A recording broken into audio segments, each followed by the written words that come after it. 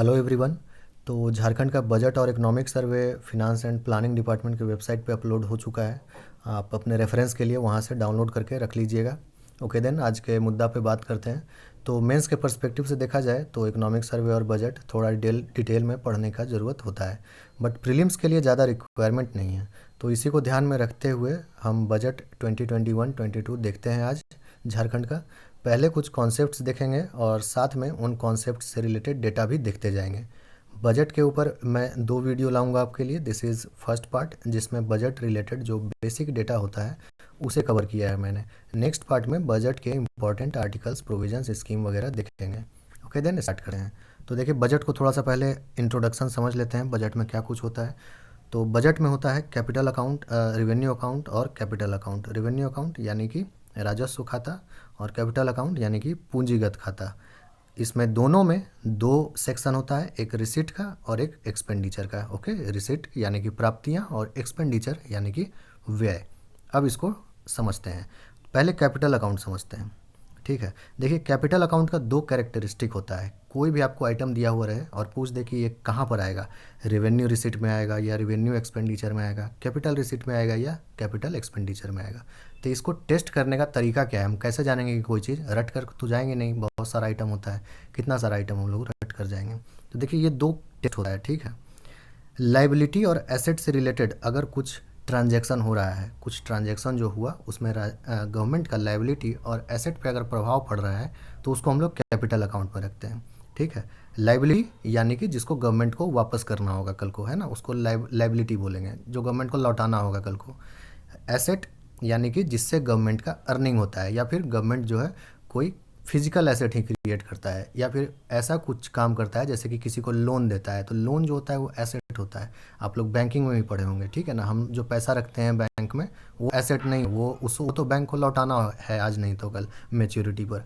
But जो loan bank advance करता है वो उसका एसेट होता है ना। तो यहाँ पर कंफ्यूज मत कीजिएगा। लोन जो होता है, जो सरकार देता है किसी कंपनी को या बैंक देता है, तो वो सरकार का या फिर बैंक का वो एसेट होता है, क्योंकि उससे उसको इंटरेस्ट आएगा, उससे उसको ब्याज मिलेगा, तो कमाई का जरिया है वो, है ना। तो लोन जो होता है वो भी एक तरह का एसेट होता है। ठीक है, अब आगे देखते हैं। तो देखिए कैपिटल रिसीट में क्या होता है कि गवर्नमेंट का लाइबिलिटी बढ़ता है, या फिर गवर्नमेंट का जो एसेट है उसका रिडक्शन होता है, रिडक्शन। ठीक है, बढ़ता नहीं है। कैपिटल अकाउंट के रिसीट में एसेट बढ़ता नहीं, एसेट घटता है। जैसे देखिए, मान लीजिए गवर्नमेंट किसी को लोन दिए हुए था, कोई मान लीजिए पब्लिक सेक्टर का कंपनी था, उसको गवर्नमेंट लोन दिए हुए था। ठीक है, अब वो कंपनी लोन वापस कर दिया गवर्नमेंट को, तो गवर्नमेंट का एसेट घट गया। जब वो लोन दिए हुए था तो वो कंपनी जो था वो गवर्नमेंट को इंटरेस्ट देता था हर साल, तो गवर्नमेंट का वो कमाई का जरिया था। तो वो जो लोन था, वो जो प्रिंसिपल अमाउंट था, वो एक तरह का एसेट था गवर्नमेंट के लिए, एक तरह का पूंजी था वो। ठीक है, अब वो पूंजी नहीं रहा, तो इसीलिए रिडक्शन इन एसेट हो गया, तो इसीलिए कैपिटल रिसीट हो गया, है ना। उसी तरह लाइबिलिटी बढ़ता है कुछ केसेस में, जैसे कि गवर्नमेंट किसी से उधार लेता है, तो उधार लिया तो कल को चुकाना पड़ेगा, तो क्या हो गया, लाइबिलिटी बढ़ा गवर्नमेंट का। लाइबिलिटी यानी कि जिसको हमको चुकाना पड़ेगा कल को। उसी तरह जैसे स्मॉल सेविंग सर्टिफिकेट्स होता है, लोग लेते हैं, एक तरह का इन्वेस्टमेंट जरिया है ये। तो मान लीजिए कि लिया लोगों ने, तो गवर्नमेंट को मैच्योरिटी पर लौटाना पड़ेगा पैसा लोगों को, जो भी सर्टिफिकेट्स लिए हैं उनका पैसा लौटाना पड़ेगा गवर्नमेंट को। तो ये भी एक तरह का लाइबिलिटी बढ़ा गवर्नमेंट के ऊपर, है ना। तो इसको भी इसीलिए हम कैपिटल रिसीट में रखेंगे, क्योंकि यहाँ पर लाइबिलिटी बढ़ रहा है गवर्नमेंट का। तो ये सब कुछ एग्जाम्पल्स है कैपिटल अकाउंट में रिसीट यानी प्राप्तियाँ क्या क्या हो सकता है उसका एग्जाम्पल है। ठीक है, तो ऐसी इसी तरह जैसे देखिए पब्लिक सेक्टर में स्टेक बेच देता है गवर्नमेंट, जो होता है अपना हिस्सा बेच देता है गवर्नमेंट, तो अगेन गवर्नमेंट का वहाँ पर एसेट रिड्यूस हो रहा है। ठीक है, तो उससे भी जो पैसा आएगा वो भी हम कैपिटल रिसीट में रखेंगे। सिमिलरली जो कैपिटल एक्सपेंडिचर होता है, वहाँ पर क्या होता है, ठीक इसका उल्टा होगा, है ना। देखिए यहाँ पर रिसीट में लाइबिलिटी बढ़ रहा था, एक्सपेंडिचर में लाइबिलिटी घटता है ना, या फिर एसेट बढ़ता है एक्सपेंडिचर में। जैसे कोई फिजिकल एसेट, कोई स्कूल बन गया, कोई कॉलेज बन गया, कोई हॉस्पिटल बन गया, तो एसेट बढ़ा, है ना। किसी को लोन दिया गवर्नमेंट, तो लोन दिया था, कल को उस पर भी कमाई होगा गवर्नमेंट का, तो अगेन लोन जो होता है एसेट होता है, अभी जस्ट समझाया मैंने आपको, तो एसेट बढ़ा। तो इसलिए लोन जो एडवांस किया गवर्नमेंट वो भी एसेट हुआ, है ना। तो इस तरह से देखेंगे एक्सपेंडिचर और रिसीट को। तो कोई भी आपको आइटम दिया हुआ रहे, ठीक है, तो उस आइटम को आप तौलिए। ठीक है, कि क्या रिसीट में आएगा या एक्सपेंडिचर में आएगा कैपिटल अकाउंट के, ओके, या फिर रेवेन्यू अकाउंट के रिसीट या एक्सपेंडिचर में आएगा। अब जो रेवेन्यू अकाउंट होता है उसमें किसी भी तरह का रीपेमेंट लाइबिलिटी या एसेट वगैरह का इशू नहीं होता है, ठीक है ना, नथिंग। ये जो यहाँ पर हम लोग देख रहे थे ऐसा कुछ नहीं होता है। तो अगर आपको जो आइटम दिया हुआ है उसको आप टेस्ट कीजिए, क्या लाइबिलिटी पे कोई असर हुआ गवर्नमेंट का, क्या एसेट पे असर हुआ गवर्नमेंट का। अगर नहीं हुआ मतलब रेवेन्यू अकाउंट का आइटम है, ठीक है। बाकी पैसा आ रहा है तो रिसीट होगा, पैसा जा रहा है तो एक्सपेंडिचर होगा, है ना, सिंपल। तो कैपिटल अकाउंट और रेवेन्यू अकाउंट को डिफरेंस आप लोगों को समझ में आ गया होगा। अब रेवेन्यू अकाउंट में क्या होता है, रिसीट में टैक्स रिसीट होता है, आप लोग सबको पता है, डायरेक्ट और इनडायरेक्ट टैक्स से गवर्नमेंट को पैसा आता है। और कुछ नॉन टैक्स रिसीट होता है ना। नॉन टैक्स रिसीट जैसे यूज़र फी वगैरह हो गया, है ना, चार्जेस वगैरह होता है किसी चीज़ का, तो वो सब। इसके अलावा इंटरेस्ट रिसीट होता है, डिविडेंड होता है। अब देखिए, जो लोन दिया था गवर्नमेंट, लोन जो दिया किसी को, वो आया कैपिटल एक्सपेंडिचर में, लेकिन उस लोन पे जो इंटरेस्ट आता है वो आता है रिवेन्यू रिसिप्ट में काउंट होता है, ठीक है। और अगर वो लोन ही वापस हो जाए, recovery of loan and advances, तो वो आता है फिर कैपिटल अकाउंट के रिसिप्ट में, ओके। तो ये सब आपको समझ में आना चाहिए। जैसे इंटरेस्ट गवर्नमेंट के पास आ रहा है, तो इंटरेस्ट आया तो क्या कोई लाइबिलिटी हुआ गवर्नमेंट को, क्या उसको वापस पैसा लौटाना पड़ेगा गवर्नमेंट को, नहीं लौटाना पड़ेगा, ठीक है ना। क्या किसी तरह एसेट में रिडक्शन हुआ, नहीं हुआ कोई एसेट में रिडक्शन, वो तो बस गवर्नमेंट के पास आ गया। तो यानी कि एसेट और लाइबिलिटी का कोई इशू नहीं है इंटरेस्ट जब गवर्नमेंट के पास वापस आता है तो, इसीलिए इसको हम रिवेन्यू रिसीट में रखते हैं, ठीक है। उसी तरह डिविडेंड, जैसे पब्लिक सेक्टर कंपनी वगैरह में गवर्नमेंट का हिस्सा होता है, तो हर साल पब्लिक सेक्टर कंपनी को जो प्रॉफिट होता है उसका हिस्सा गवर्नमेंट को भी दिया जाता है उसके शेयर के प्रोपोर्शन में, है ना। तो उससे क्या हुआ, जो हिस्सा आया, डिविडेंड आया, तो क्या किसी प्रकार का कोई लाइबिलिटी हुआ गवर्नमेंट पे कि वो हिस्सा गवर्नमेंट को वापस लौटा देना होगा, नहीं हुआ। किसी प्रकार का कोई एसेट में रिडक्शन हुआ गवर्नमेंट का, नहीं हुआ। तो अगेन रेवेन्यू अकाउंट में आ जाएगा वो आइटम, यानी डिविडेंड जो है वो रेवेन्यू अकाउंट का रिसिप्ट में आ जाएगा, ना कि कैपिटल अकाउंट में, ठीक है। तो इस तरह से रेवेन्यू अकाउंट को आप समझ सकते हैं और कैपिटल अकाउंट को। और उसी तरह रेवेन्यू एक्सपेंडिचर क्या होता है, तो रेवेन्यू एक्सपेंडिचर यानी डे टू डे गवर्नेंस में गवर्नमेंट जो यूज़ करता है, ठीक है ना, salary, pension, subsidy, grant, interest payment कर रहा है गवर्नमेंट, जो उधार लिया है उस पर इंटरेस्ट पेमेंट्स जो हो रहा है ना, कम्युनिटी सर्विसेज, सोशल सर्विसेज, इन सब पे जो गवर्नमेंट का डे टू डे खर्च होता है उसको हम लोग रेवेन्यू एक्सपेंडिचर में रखते हैं, ठीक है।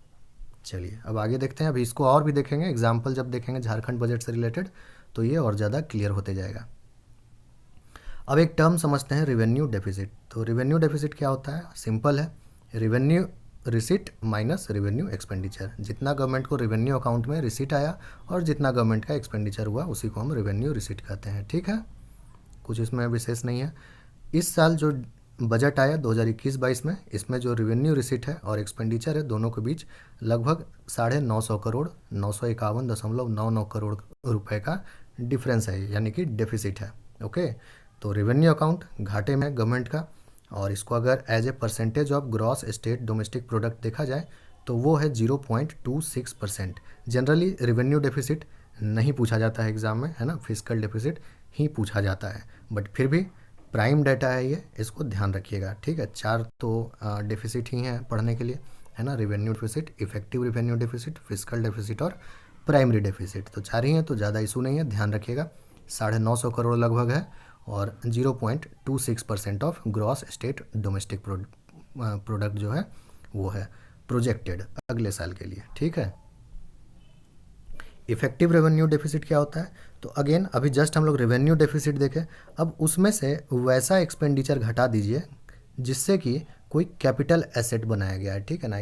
तो वैसा एक्सपेंडिचर के लिए जो ग्रांट दिया गया है, ओके, और उसको घटा देना। जैसे अभी हम लोग पढ़े थे ना एक्सपेंडिचर में, ये देखिए यहाँ पर ग्रांट्स भी था ना रेवेन्यू एक्सपेंडिचर वाले में, तो वैसा ग्रांट जिससे कि कोई, मान लीजिए स्कूल बन गया है, कोई कॉलेज बन गया है, तो वैसा ग्रांट को हटा देना है। तो वैसा ग्रांट को अगर हटा देंगे हम रेवेन्यू डेफिसिट में से, तो जो बचता है उसी को बोलते हैं इफेक्टिव रेवेन्यू डेफिसिट, क्योंकि एक्चुअली में ये रेवेन्यू अकाउंट में जो डे टू डे काम होता है वैसा काम नहीं हुआ इस ग्रांट से, ठीक है ना। इस ग्रांट्स का यूज कर लिया गया कोई फिजिकल एसेट बनाने में, फिजिकल एसेट क्रिएट करने में, है ना। तो इसीलिए इसको हटा देते हैं हम, तो हमको पता चल जाएगा इफेक्टिव रेवेन्यू डेफिसिट कितना रहा, ओके। और इफेक्टिव रेवेन्यू डेफिसिट जो रहा एब्सोल्यूट टर्म्स में 11,418.02 करोड़ और प्रोजेक्टेड है ये -3.16% of GSDP for the year 2021-22, है ना। तो आप देख सकते हैं कि जो रिवेन्यू डेफिसिट और इफेक्टिव रिवेन्यू डेफिसिट से इफेक्टिव रेवेन्यू डेफिसिट कितना ज़्यादा बढ़ जा रहा है, यानी काफ़ी ग्रांट दिया गया है गवर्नमेंट की तरफ से कैपिटल एसेट क्रिएट करने के लिए। ओके, तो ये सब चीज़ मेंस के लिए आपका अंडरस्टैंडिंग के लिए समझना ज़रूरी है। ओके, कि जीएसडीपी ये जो रिवेन्यू डेफिसिट है और इफेक्टिव रेवेन्यू डेफिसिट है, इन दोनों के बीच अगर बहुत ज़्यादा अंतर है तो इसका क्या मतलब समझा जाए। जैसे रिवेन्यू डेफिसिट हमने देखा कि 0.26% ही मात्र था, और इफेक्टिव रेवेन्यू डेफिसिट जो है वो 3.16% हो गया है। तो काफ़ी अंतर है, यानी कि जो ग्रांट्स और क्रिएशन ऑफ कैपिटल एसेट है इसका बहुत बड़ा हिस्सा है ना। बहुत सारा जो रेवेन्यू अकाउंट में गवर्नमेंट का ग्रांट जा रहा है वो कैपिटल एसेट क्रिएट करने में चला जा रहा है। ओके, नेक्स्ट है सबसे इम्पॉर्टेंट फिस्कल डेफिसिट, तो राजकोषीय घाटा जिसको बोलते हैं। इसका मतलब क्या हुआ कि टोटल एक्सपेंडिचर, इन दोनों एक्सपेंडिचर को जोड़ दीजिए, दोनों अकाउंट का, रेवेन्यू अकाउंट का भी और कैपिटल अकाउंट का, और इसमें से टोटल रिसिप्ट को घटा दीजिए, ये रिसिप्ट भी और कैपिटल अकाउंट का रिसिप्ट भी, ठीक है, दोनों रिसिप्ट को घटा देना है। तो लेकिन ये जो कैपिटल अकाउंट वाला रिसिप्ट है इसमें एक कैच है, इसमें से सिर्फ वही रिसीट घटाना है जिससे कि गवर्नमेंट का कर्ज नहीं बढ़ा है। अकाउंट जो कैपिटल अकाउंट का रिसीट था उसमें हम लोगों ने देखा था यहाँ पर एक मार्केट बोरोइंग्स भी था, है ना। तो ये वाला पार्ट को हटा देना है क्योंकि मार्केट बोरोइंग से तो गवर्नमेंट का कर्ज बढ़ रहा है, ठीक है। और फार्मूला क्या बोलता है, only non debt creating capital receipt, यानी सिर्फ वैसा रिसीट, वैसा कैपिटल रिसीट को हम इसमें इंक्लूड करेंगे फार्मूला में जिससे कि सरकार का कर्ज नहीं बढ़ रहा है। तो recovery loans and advances of course include कर सकते हैं, small saving certificates of course use कर सकते हैं इस फार्मूले में, लेकिन मार्केट बोरिंग नहीं कर सकते हैं क्योंकि इससे सरकार का कर्ज बढ़ रहा है। और फार्मूला बोलता है कि नॉन डेट क्रिएटिंग, यानी ऐसा रिसीट आपको डालना है जिससे कि सरकार पे कर्ज नहीं हो रहा है, ठीक है। तो इसीलिए तो इनडायरेक्टली आप समझ रहे होंगे कि फिजिकल डेफिसिट क्या बता रहा है, मार्केट बोरिंग्स, यानी गवर्नमेंट को कितना बोरो करना पड़ेगा अपना काम चलाने के लिए, ठीक है। जो जो भी उसने प्रोग्राम बनाया है अगले साल के लिए, नेक्स्ट फिजिकल ईयर के लिए, तो गवर्नमेंट को कितना लेना पड़ेगा, पैसा मार्केट से उठाना पड़ेगा। तो इसीलिए फिजिकल डेफिसिट इनडायरेक्टली बोरोइंग्स के बारे में बताता है कि मार्केट में से कितना पैसा गवर्नमेंट को लेना पड़ेगा। तो फिजिकल डेफिसिट ये नंबर इंपॉर्टेंट है, फिजिकल डेफिसिट सबसे इंपॉर्टेंट पैरामीटर है, ध्यान रखिएगा 10,210.87 करोड़, ये है फिजिकल डेफिसिट रहने वाला है इस बार। और ये जो है जीएसडीपी का 2.83% है। ओके, और यहाँ पर जो लिखा है मैंने वो है एक्चुअल फिगर। आपको पता होगा बजट में कि एक साल पहले वाला क्या एक्चुअल फिगर आ जाता है ना। तो 2.4% फिजिकल डेफिसिट रहा है 2019-20 में। जैसे अभी 2021-22 का बजट आया है, ओके, तो 2021-22 के लिए प्रोजेक्ट किया गया है, अनुमान लगाया गया है कि इतना खर्च होगा, इतना प्राप्ति होगा।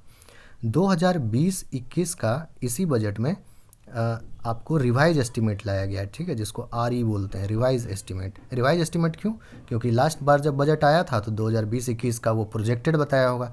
अब क्या है कि अभी फरवरी आ गया है, 2020-21 जो फिनेंशियल ईयर था उसका 3 क्वार्टर का डेटा ऑलरेडी गवर्नमेंट के पास आ चुका होता है, तो इसीलिए वो एक रिवाइज एस्टीमेट निकालता है बजट में, ठीक है। कि जैसे जो अभी पिछला साल 1 अप्रैल से लेकर के इस साल जो दिसंबर तक है, 3 क्वार्टर जो बीत चुका है उसका डेटा गवर्नमेंट के पास होता है, इसलिए वो उसको रिवाइज कर देता है फिर से एक बार।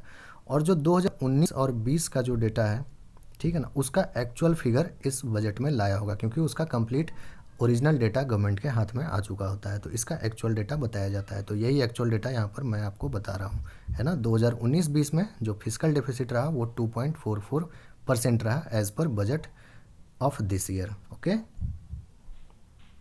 नेक्स्ट देखते हैं प्राइमरी डेफिसिट।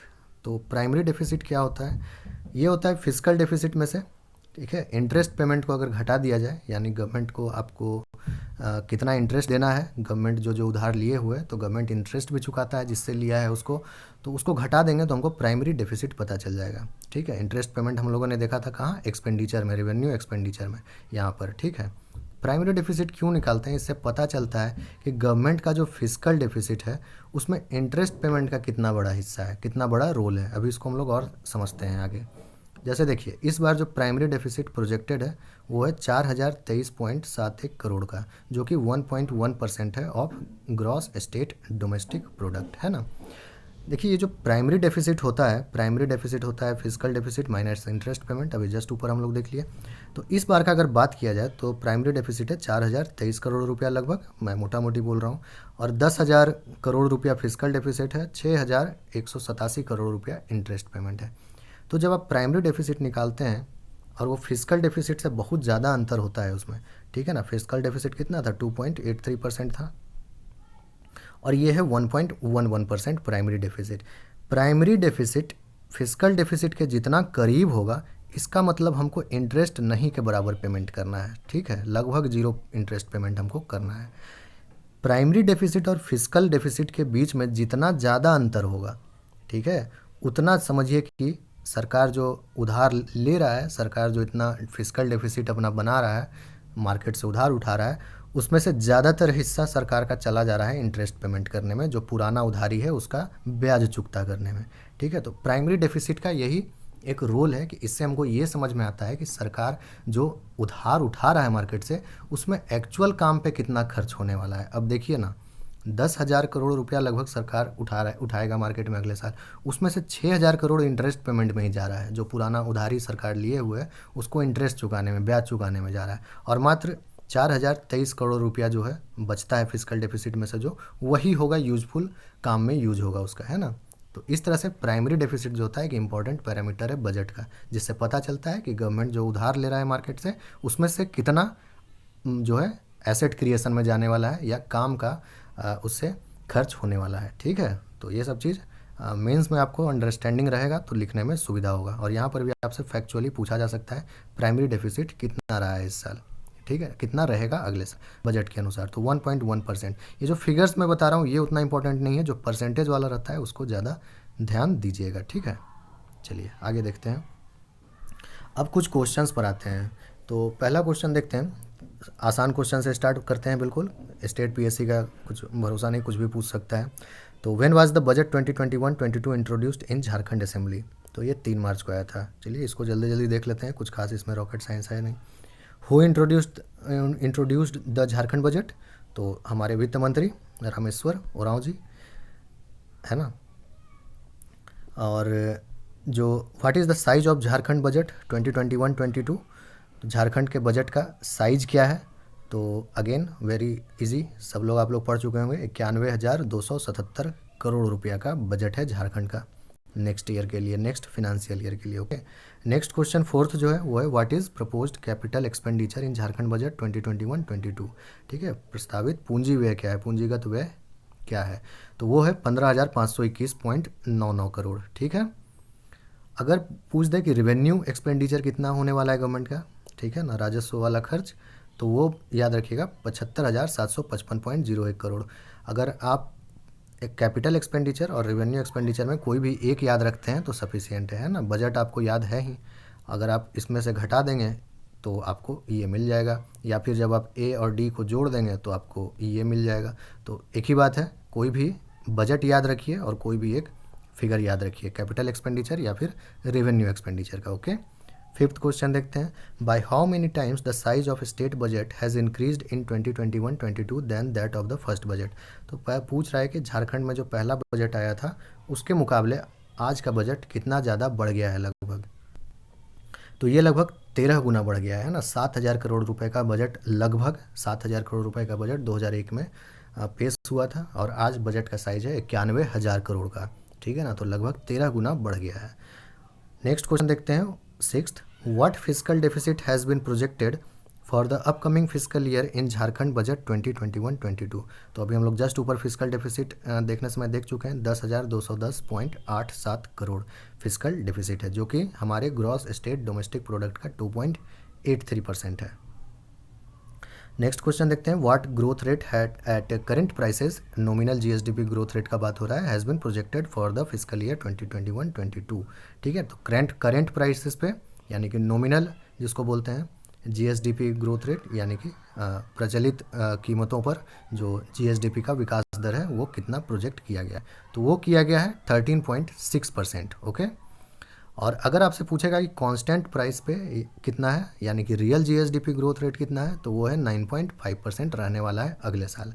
ओके, तो ये दोनों फिगर याद रखिएगा। ज़्यादा चांस है कि आपको at constant price real GDP growth rate पूछेगा, रियल जीएसडीपी ग्रोथ रेट आपको पूछेगा। ओके, ज़्यादा इंपॉर्टेंट वो है। नेक्स्ट क्वेश्चन देखते हैं, question number 8। By how much the GSDP growth rate at current prices is expected to fall in 2020-21 physical year. यानी current जो फिजिकल ईयर चल रहा है 2020-21, इसमें जो जीएसडीपी आपको पता है देश का भी गिरा है, हर एक राज्य का भी गिरा है, सबका नेगेटिव में जा रहा है। तो करेंट प्राइसेस पे अगर कहा जाए तो वो 3.2% हमारा जो ग्रोथ है वो कम जाएगा। और अगर कांस्टेंट प्राइस पे देखा जाए तो 6.9% जो है हमारा जीएसडीपी गिर जाएगा इस साल। ओके, तो ध्यान रखेंगे। अगेन कांस्टेंट प्राइस वाला रियल जीएसडीपी ग्रोथ रेट ये ज़्यादा इंपॉर्टेंट है, ध्यान रखिएगा। ये 3.2 6.9 दोनों नेगेटिव में है, दोनों माइनस में है, ठीक है, जो कि इस साल के लिए अनुमान लगाया जा रहा है। नेक्स्ट देखते हैं question number 9। What was the GSDP growth rate for physical year 2019-20? Simple, again आपको पता है 2019-20 का एक्चुअल फिगर इस बार बजट में दे दिया गया है। अभी ऊपर हम लोग समझे तो वो रहा है हमारा जीएसडीपी जो ग्रोथ रेट रहा है वो है 6.7%। Okay, nothing more to explain here. Question number 10 देखते हैं। Which of the following shall be the biggest source of revenue for government in physical year 2021-22 as per the recent budget? तो government का जो receipts आने वाला है उसमें सबसे बड़ा सोर्स क्या रहने वाला है वो पूछा जाए। तो सबसे बड़ा सोर्स गवर्नमेंट का रहेगा स्टेट्स ओन टैक्स रिसीट्स, राज्य की अपनी कर रसीदें या फिर प्राप्तियां, ठीक है। तो ये वाला जो पार्ट है सबसे ज़्यादा रहने वाला है। ओके, नेक्स्ट क्वेश्चन देखते हैं। What is the per capita income in Jharkhand for the year 2019-20 as per its budget 2021-22? तो इस बार का बजट में बताया गया है कि 2019-20 में जो पर कैपिटा इनकम रहा झारखंड का वो रहा 57,863 रुपये, ठीक है ना, प्रति व्यक्ति आय जिसको बोलते हैं, वो 57,863 रुपये रहा। ओके, नेक्स्ट क्वेश्चन देखते हैं, question number 12। Which of the following shall be the biggest item of expenditure for the government as per budget 2021-22? अभी हम लोग देखें बिगेस्ट सोर्स ऑफ इनकम क्या रहने वाला है गवर्नमेंट का, तो स्टेट्स ओन टैक्स रिवेन्यू, ठीक है। अभी ये पूछ रहा है कि सबसे बड़ा सोर्स क्या रहने वाला है जहाँ पे गवर्नमेंट खर्च करने वाला है, यानी सिंक सबसे बड़ा क्या रहने वाला है जहाँ पे गवर्नमेंट का पैसा लगने वाला है, तो वो है एजुकेशन, ठीक है। शिक्षा पे सबसे ज़्यादा खर्च होने वाला है झारखंड के गवर्नमेंट का। जो 100 रुपये खर्च होगा उसमें से 14 रुपया 52 पैसा जो है वो शिक्षा पे जाने वाला है। ओके, और सेकेंड नंबर पे जो है वो है रूरल डेवलपमेंट, यानी कि ग्रामीण विकास, वहाँ पे 14.16% लगभग जाने वाला है गवर्नमेंट का टोटल एक्सपेंडिचर। ओके, तो ये वेरी इंपॉर्टेंट है, एजुकेशन वाला आपसे डेफिनेटली पूछा जा सकता है। तो ठीक है, अगले वीडियो में अगेन हम लोग देखेंगे फिर झारखंड से रिलेटेड इंपॉर्टेंट आर्टिकल्स वगैरह, है ना, बजट किस किस टाइप्स का होता है, तो थोड़ा सा थ्योरी भी देख लेंगे और थोड़ा सा झारखंड का बजट से रिलेटेड इंपॉर्टेंट स्कीम्स वगैरह जो अनाउंस हुआ है या फिर जो भी इंपॉर्टेंट चीज़ें अनाउंस हुई हैं वो सब पे हम लोग क्वेश्चंस देख लेंगे। Okay then, thank you.